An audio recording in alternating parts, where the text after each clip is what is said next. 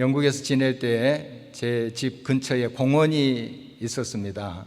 못이 하나 있는데 그 주변으로 넓은 잔디밭이 이렇게 펼쳐져 있었습니다. 사이사이 이제 산책길이 있었습니다. 바로 그곳에 거의 가족이 살고 있었어요. 공원 관리하시는 분이 뭐 가끔 살피기는 하겠습니다만은 야생 거위들입니다. 그러니까 자기들이 먹고 사는 거죠. 근데 굉장히 덩치들이 큽니다. 그리고 튼실하게 생겼어요. 먹음직스럽게 이렇게 생겼어요. 그런데 이 야생 거위나 백조는 영국 여왕 소유입니다. 함부로 잡아서는 안 됩니다. 영국 사람은 이제 다 알죠. 그런데 그걸 잠깐 잊은 외국 사람이 그걸 잡아먹고 들켰다가 추방당하는 일도 있습니다. 한 번은 그 공원을 산책하고 있는데 어미 거위가 제게 다가와서 소리를 내면서 위협을 하는 거예요. 보니까 그 뒤에 막 새끼가 이제 부화해가지고 그 솜털 같은 앙증맞은 거위 새끼들이 어미를 따라가고 있었어요. 그러니까 이 어미가 저에게 다가와서 이제 큰 소리로 위협하는 이유가 있죠. 미리 말하건대 내 새끼 건들면 너 죽어. 이런 위협으로 보였습니다. 덩치 큰 놈이 저한테 다가와서 그렇게 하니까 좀 겁이 나더라고요. 저는 이제 귀여워서 바라봤을 뿐인데 잡아먹을 생각조차 안 했어요. 그런데 그렇게 위협을 하더라고요. 짐승이나 우리 사람들은 새끼를 보호하는 그 본능이 있어요. 자기 새끼를 지키려고 하는 것이죠. 그런데 이제 이 새끼들이 좀 크면, 그리고 어느 정도 이제 시간이 지나면 이 어미 거위들이 그렇게 위협하면서 다가오지 않습니다. 왜냐하면 그 새끼들이 금방금방 자라더라고요. 일주일이 멀다 하고 보면 쑥 자라 있어요. 그래서 어느 정도 덩치들이 되면 그 어미가 그렇게 민감하게 반응을 하지 않더라고요. 그냥 지나가나 보다 이렇게 하는데 아주 새끼일 때 그런 위협을 하더라고요. 우리 사람은 어렸을 때 얼마나 예쁩니까? 또 아기 때 정말 사랑스럽잖아요. 그런데 좀 이제 시간이 지나면 부모님 이제 속 썩이고 또 말씀 안 듣고 또 심지어 나쁜 짓을 하고 하는 그런 경우가 있어요. 그러면 물론 자식을 어떻게 우리가 내버릴 수 있겠습니까? 그러나 마음에 참 그 관계를 좀 끊고 싶다 하는 그런 생각이 들기도 합니다. 너무 속을 썩히고 또 악한 일을 하면 그런 마음이 생길 수도 있습니다. 그 흉악범들의 어릴 적의 사진들을 본 적이 있어요. 참 무슨 범죄를 할 얼굴들이 아니에요. 아주 예쁘고 또 귀엽고 그래요. 근데 이제 지나다 보니까 악에 물들고 그것이 반복되고 습관이 되니까 그 악이 흉악한 거죠. 그래서 이제 많은 사람들의 그 마음을 아프게 하고 또 삶을 또 무너뜨리는 그런 경우도 있습니다. 이스라엘은 하나님께서 택하신 백성이죠.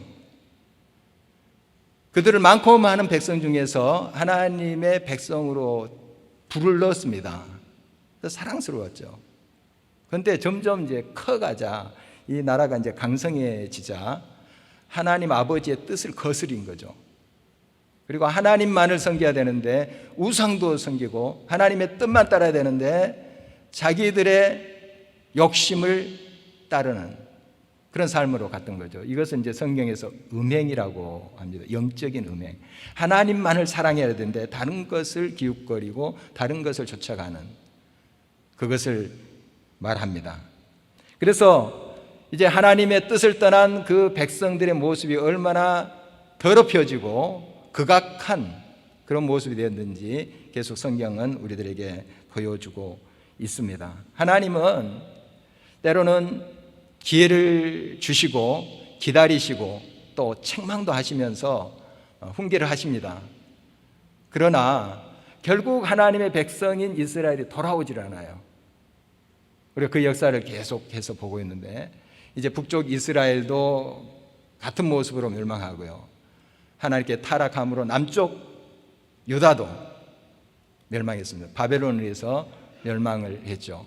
지금 이사야가 이 말씀을 전하고 있는 그 시기가 바벨론에 의해서 처참히 그 유대 민족이 짓밟힌 때예요. 그리고 하나님의 성소가 불타고 아주 그런 이제 비극적인 그런 모습이에요.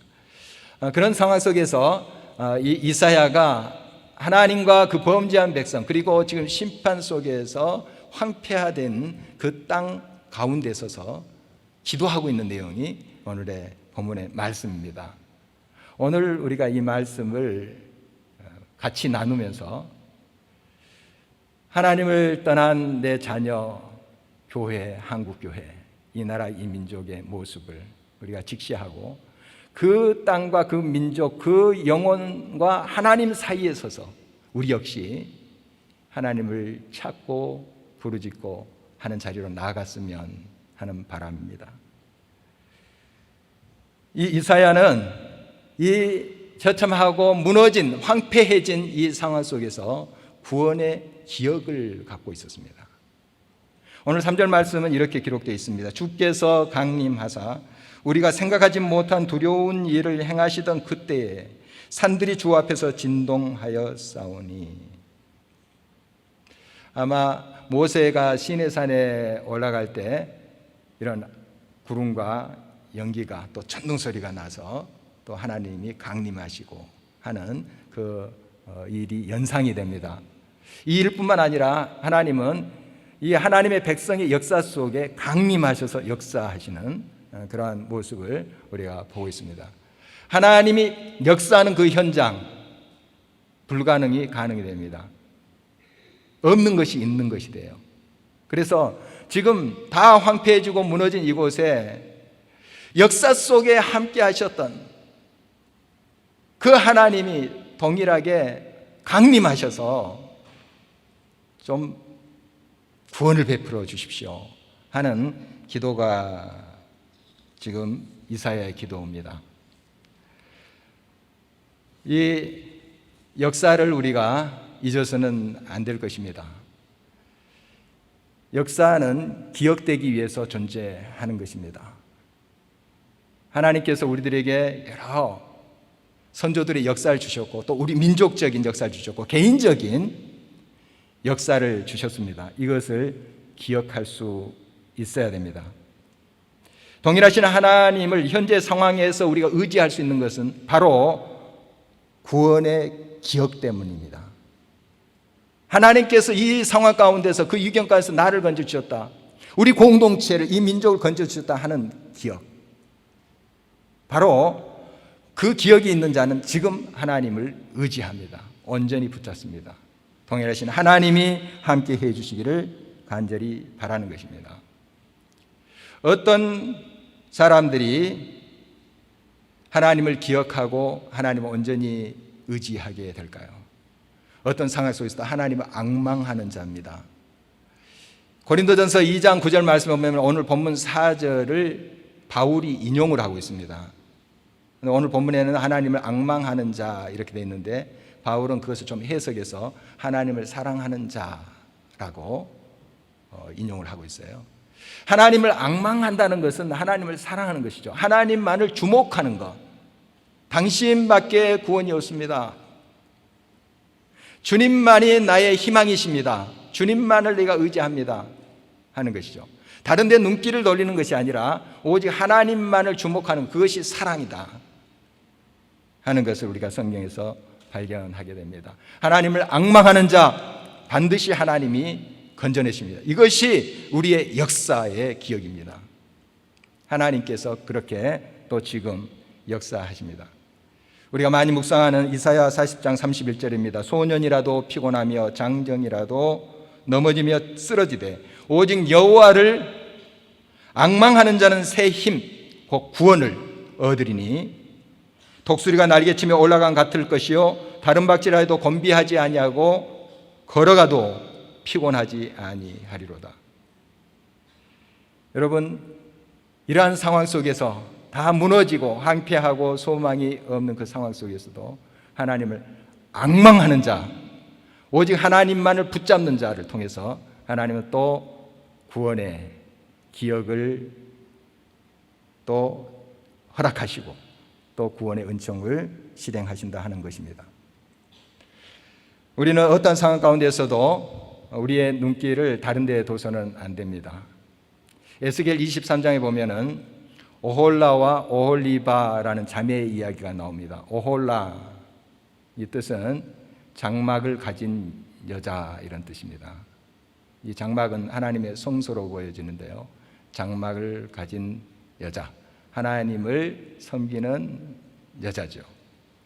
그건 바로 북쪽 이스라엘 가리킵니다. 그리고 그 자매 오홀리바, 그 뜻이 매우 비슷한데요, 나의 장막이 있는 여자. 그러니까 예루살렘, 즉 남쪽 유다를 가리킵니다. 예루살렘에 하나님의 성소가 있었죠. 그러나 그 성소들이 산당의 신전처럼 돼버렸어요. 더럽혀졌죠. 무너졌습니다. 그래서 이 오홀라 오홀리바가 음행했다고 계속 에스겔이 이야기하는 것은 바로 하나님만을 앙망하고 하나님만을 의지해야 되는데 다른 데 기웃거린 거죠. 그래서 에스겔서를 계속 보면 이 북쪽 오홀라라고 표현된 이 여인은 아수르의 사람들이 왔어요. 보니까 준수한 청년이라고 비유가 됐는데 아주 멋져요. 그런데 그쪽으로 가서 음행을 하는 거예요. 그들의 우상을 섬기는 거죠. 하나님만을 의지하고 하나님만을 바라봐야 되는데 아수르에 붙은 거예요. 그래서 보니까 바벨론이 또 있어요. 더 멋져 보여요. 그쪽으로 가서 붙어요. 음행하는 거예요. 이게 영적 음행이에요. 우리가 여러 예교도 하고 대화도 해야 되겠지만 궁극적으로 우리가 사랑을 쏟을 분은 한 분이세요. 하나님밖에 없어요. 그런데 이리 붙었다 저리 붙었다 기웃거리는 거예요. 바로 그것을 성경은 음행했다 이렇게 이야기합니다. 성전은 무너져가고 백성들은 죄악으로 더럽혀졌는데 영적 지도자들은 잠들어 있습니다. 그리고 그들이 더 해요. 더 세상적인 가치관으로 물들어갑니다. 돈, 명예, 성적 타락, 이것이 대표적인 거예요. 이렇게 무너져 가니 소망이 있겠습니까? 지금 그런 형편이에요. 지금 이사야가 예언하고 있는 그 시기도 이렇게 무너지고 황폐해졌습니다. 소망이 없어요. 바로 이런 가운데 하나님을 앙망하는 자, 하나님을 온전히 사랑하는 자를 찾아도 찾지 못했다 하는 안타까움이 이 이사야의 고백입니다. 또 기쁨으로 공의를 행하는 자를 선대하시는 그 하나님을 기억하는 것입니다. 이 공의라는 것, 이것이 뭡니까? 잣대가 균일해야 된다는 것을 의미합니다. 내 편과 나에 대해서는 넉넉한 잣대를 댑니다. 그런데 다른 편이다, 적이다 하는 그런 사람에게는 또 다른 잣대를 대요. 이게 공의롭지 못하는 거예요. 언제나 같은 잣대를 대야 되는데 우리는 본성적으로 우리 편, 내 자신에게 넉넉한 잣대를 대려고 해요. 그러니까 우리들에게 더 철저해야 됩니다. 나 자신에게 우리 편이다 하는 그런 자들에게 더 철저한 잣대를 대야지 그나마 균일하게 됩니다. 공의가 세워집니다. 바로 이러한 자들, 하나님의 기쁘신 그 공의를 행하는 자들을 하나님께서 선대하시고 지금도 하나님께서 그들을 위해서 구체적으로 기적이 실현되게 하신다 하는 것을 기억하라는 것입니다. 그런데 이 이사야가 이렇게 하나님께서 자기 백성들에게 임하셔서 역사하신 것을 기억해내면서 하나님의 긍휼을 구하는데 실제적으로 자기 동족을 보니까 너무 부끄러운 거예요. 긍휼하심과 하나님의 은총을 기대하는 그 마음이 염치가 없어 보이는 거예요. 왜냐하면 자기가 하나님이라도 이 백성을 저렇게 심판하겠다, 그런 모습이에요. 많은 것으로 도전하고 많은 것으로 이야기하는데 듣지 않는 것입니다. 마음을 완악하게 하는 것입니다. 그리고 그 결과 처참하게 지금 짓밟혀 있는 거예요.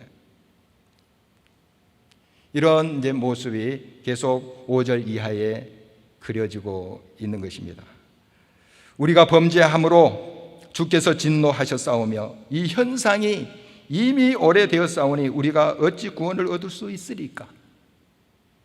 이 현상, 계속 완악하고 하나님 아버지의 뜻을 거슬려서 가는 영적 음행에, 세상의 가치관에 치우쳐 사는 그 세월이 오래된 거예요. 이게 거듭된 것입니다. 여러분, 범죄보다 무서운 것은 이 범죄가 습관되는 것이에요. 그러니까 범죄를 범죄로 알지 못하는 거예요. 죄를 지었으면 뭔가 두려움이 있고 뭔가 찔림이 있어야 되잖아요. 그게 없어요. 이게 더 무서운 거예요. 마치 암덩어리가 막 퍼져가는데 자각증세가 없는 거예요. 감각이 없는 거예요. 이게 무서운 형벌입니다. 지금 이 유다 백성들이, 하나님의 백성이라고 부른 이 유다 백성들이 이 모양이에요. 이걸 이사야 선지자가 보고 있는 거예요. 보니까 정말 소망이 없는 거예요. 그 자체로 하나님께서 또 기회를 주시고 또 말씀으로 도전하시고 때로는 책망하시면서 하나님께서 도전하셨건만 그들은 듣지 아니했습니다. 그래서 이사야가 이제 직유법으로 그들의 모습을 표현하고 있는데, 더러운 옷 그리고 시들은 잎사귀 같다. 소망이 없다는 거죠. 버려야만 되는 그런 존재가 되어버렸습니다. 에스겔서 22장에도 이러한 하나님의 백성의 모습을 찌꺼기라고 비유를 하고 있습니다. 찌꺼기, 버려야 될 것이죠. 소망이 없는 거예요. 정말 이러한 소망이 없는 가운데 그래도 깨어서 하나님 앞에 하나님을 붙잡고 구원해 주십시오 하면서 매달리는 그런 사람을 찾아봤는데 없다는 거예요. 물론 과장법이에요. 지금 이사야에 있지 않습니까? 과장법이에요. 없다. 너무 안타까운 거죠. 정말 이 사실이 더 절망스러워요. 지금 범죄로 인해서 처참히 피폐해지고 황폐화됐는데, 그것도 참 절망적인 상황인데, 그 가운데 서서 그 범죄한 백성과 그 영혼과 하나님 사이에 기도하는 사람이 없어요. 더 절망이지 않겠습니까? 위기마다 사실은 중재자가 있긴 했습니다. 방금 아무도 없다, 찾아도 그럴 사람이 없다 하는 것은 너무 안타까워서 하신 말씀이에요. 과장법이죠. 그러나 역사의 순간순간 하나님의 그 심판 속에 그 하나님과 범죄한 영혼 사이에서 부르짖었던 사람들이 있었어요. 그들이 구원의 희망이에요. 그들을 통해서 하나님께서 다시 기회를 주시고 일으키시는 것을 우리가 성경에서 또 우리의 역사 속에서 보고 있습니다. 창세기 18장에 보면 소돔과 고모라가 얼마나 범죄했습니까? 정말 악행을 저질렀습니다. 하나님께서 이제 심판을 계획하시고 선언하십니다. 먼저 이 심판의 계획을 아브라함에게 알려주시는데요. 아브라함이 큰일 났습니다. 그곳에 자기의 조카 롯 가정이 살고 있었어요. 그럼 다 멸망할 거 아닙니까? 그래서 하나님 앞에 항변해요. 하나님, 의인을 악인과 함께 심판함이 이게 정당한 것입니까? 부당하십니다. 의인이 그곳에 살고 있을 텐데, 의인 50명이 있는데 그들과 함께 다 망하게 하시렵니까? 그렇게 묻죠. 하나님께서 50명도 없다. 좀 낮췄어요. 45명 있으면 어쩔 텐데요. 45명도 없다. 점점 자신감이 없어서 아브라함이 40명이 있으면 심판하시렵니까? 40명도 없다. 완전히 자신감이 떨어졌어요. 30명 의인이 있으면 어떻게 하시겠습니까? 10명까지 내려가면 10명도 없다. 얼마나 두려웠겠습니까? 처음에는 당당하게 하나님께 따지시 나갔던 아브라함, 의인 10명이 없어서 지금 멸망당한다 하는데 두렵고 떨림으로 하나님께 끝까지 할 말은 다 하고 있습니다. 기도하고 있는 것이죠. 결국 롯의 조카 가족이 피할 기회를 얻게 됩니다. 이 중보하는 아브라함 때문에 그 하나님께서 긍휼을 베푸시는 거죠. 모세는 어떻습니까? 모세가 시내의 산에 하나님의 말씀을 받으러 갈 때 그 이스라엘 백성들이 시내산 자락에서 금송아지 만들어 놓고 난장판을 벌였습니다. 우상을 섬기고 음행을 저질렀던 거죠. 하나님이 심판하셨습니다. 많은 사람 죽었어요. 하나님의 심판은 더 맹렬하게 쏟아질 판입니다. 이때 모세가 하나님과 범죄한 백성 사이에서 간구합니다. 창세기 32장 32절에 그러나 이제 그들의 죄를 사하시옵소서. 그렇지 아니하시면 원하건대 주께서 기록하신 책에서 내 이름을 지워버려 주옵소서. 목숨 건 거죠. 생명책에서 내 이름을 지워버려 주십시오. 구원하지 아니하시려거든. 그러니까 제발 구원해 주십시오. 이런 간절한 부르짖음 아니겠습니까? 바울은 어떠했습니까? 그가 이방인을 향한 사역자라고 알려져 있습니다. 그러나 자기 동족을 무시하고 버린 사람이 아닙니다. 그가 자기 동족 유대인을 위해서 얼마나 중보하면서 기도하고 있는 내용이 로마서 9장에 나와 있습니다. 3절입니다. 나의 형제 곧 고륙의 친척을 위하여 내 자신이 저주를 받아 그리스도에게서 끊어질지라도 원하는 바로라. 정말 목숨 건 기도입니다. 자기의 삶을 던진 기도죠. 이렇게 범죄하고 하나님의 말씀을 떠난 백성과 영혼 사이, 하나님과 그 사이에서 부르짖는 하나님의 사람들이 있었습니다. 그들이 구원의 희망이 되었죠. 그래서 하나님께서 그들을 통해서 구원의 역사를 베푸시는 것을 보게 됩니다. 이사야도 같은 중보 기도자의 자리에 서고 있는 것을 우리가 보게 됩니다. 그는 8절 이하에 이렇게 기도하고 있습니다. 이제 주는 우리 아버지시니라. 주님, 우리의 아버지지 않습니까? 아무리 우리가 패역한 자식이라 할지라도, 범죄한 자식이라 할지라도 하나님께서 손수 지으신 하나님의 백성이지 않습니까? 좀 이거 기억해 주십시오. 물론 하나님 잊으시겠습니까? 그러나 지금 지푸라기 하나라도 잡고자 하는 심정으로 이사야가 하나님께 부르짖고 있습니다. 목숨 건 기도죠. 그렇게 하나님께 간구하고 있는 모습입니다. 보시옵소서, 보시옵소서. 지금 이렇게 황폐해지고 다 소멸돼 가는데 하나님 긍휼을 베풀어 주시옵소서 하는 몸부림이 아닐 수 없습니다. 결국 그런 구원의 희망으로 이 이사야는 하나님 앞에 나아가고 또 구원의 요청을 하고 있습니다. 12절입니다. 여호와여 일이 이러하거늘 주께서 아직도 가만히 계시려 하시나이까? 주께서 아직도 잠잠하시고 우리에게 심한 괴로움을 받게 하시려나이까? 물론 이 심판과 황폐함은 하나님의 책임이 아닙니다.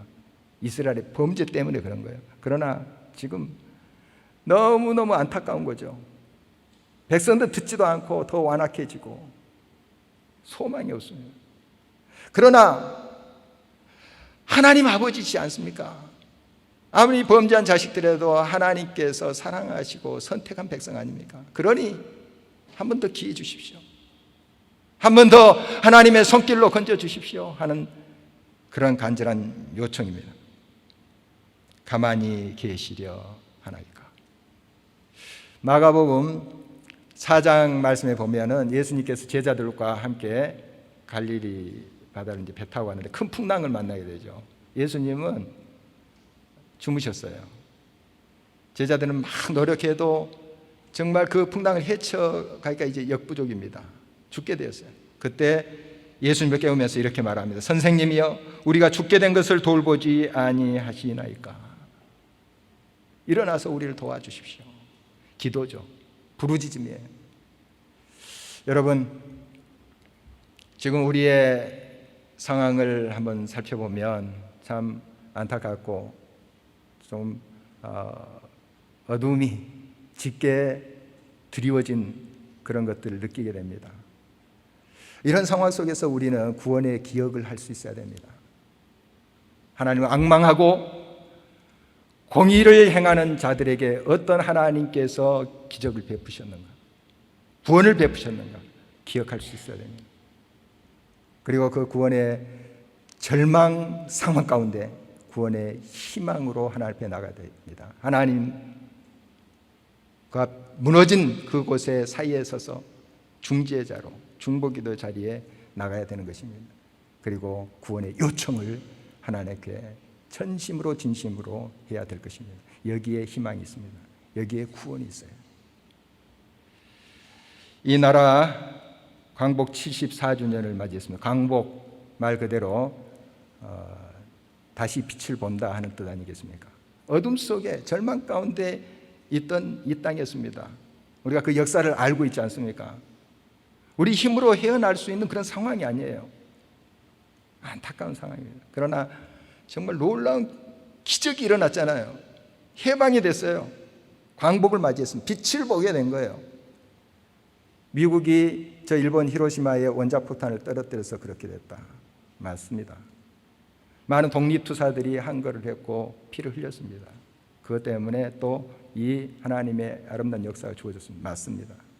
궁극적으로 하나님이 하신 거예요. 하나님이 이루신 일이에요. 우리의 몸부림으로 된 것이 아니고 하나님이 이 기적의 역사를 우리들이 선물로 주신 것입니다. 그 역사 속에 기적의 이 구원의 희망이 됐던 사람들이 있어요. 그들의 기도가 있었다는 말입니다. 그들의 몸부림에 한거가 있었어요. 작은 믿음의 응답이지만 하나님께서 그걸 보시고 우리를 건져주신 것입니다. 지금도 마찬가지입니다. 우리가 여러 가지 염려스러운 상황 가운데 있습니다. 가정을 생각하면, 또 자녀들을 생각하면, 한국교를 생각하면, 이 땅을 생각하면 안타까움이 있습니다. 우리가 그 안타까움을 또 넘어서 하나님 앞에 나아가야 됩니다. 이사야처럼, 모세처럼, 아브라함, 바울처럼, 하나님의 사람들처럼 중재자의 자리 하나님께 부르짖으며 하나님의 긍휼을 요청하는, 하나님을 앙망하고 하나님의 뜻에 온전히 따라가는 그런 삶의 응답이 우리들에게 있어야 될 것입니다. 그리할 때 우리 많이 부족하지만 우리를 통해서 회복하십니다. 하나님 지금도 살아서 역사하십니다. 아름답게 일으켜 세워 주실 것입니다. 내 소원이 무엇이냐 하고 하나님이 물으시면 나는 서슴지 않고 내 소원은 대한 독립이요 하고 대답할 것이다. 그 다음 소원은 무엇이냐 하시면 나는 또 우리나라의 독립이요 할 것이요, 또 그 다음 소원이 무엇이냐 하는 셋째 번 물음에도 나는 더욱 소리를 높여서 나의 소원은 우리나라 대한의 완전 자주 독립이요 라고 대답할 것이다. 백범 김구 선생님의 고백입니다. 동학 또 불교에도 좀 있다가 20대 때 기독교로 귀했다는 그 이야기를 우리 알고 있습니다. 정말 하나님을 신실히 섬기면서 몸으로도 투정했지만 간절한 기도가, 열망이 그에게 있지 않았겠습니까? 여러분, 그 누구가 아닙니다. 여러분이 구원의 희망이 되셔야 됩니다. 하나님과 민족, 자녀, 교회 그 사이에 서서 부르짖는 자리, 중재하는 그 자리, 바로 그 자리가 우리가 있어야 될 자리입니다. 우리를 통해서 하나님의 아름다운 구원의 밝은 빛의 역사가 이렇게 또 이 땅 가운데 현재 일어나게 될 줄 믿습니다. 그 믿음을 가지고 우리 함께 나아가는 저와 여러분 되실 주의 이름으로 축원합니다. 우리 함께 일어서서 찬양하시도록 하겠습니다.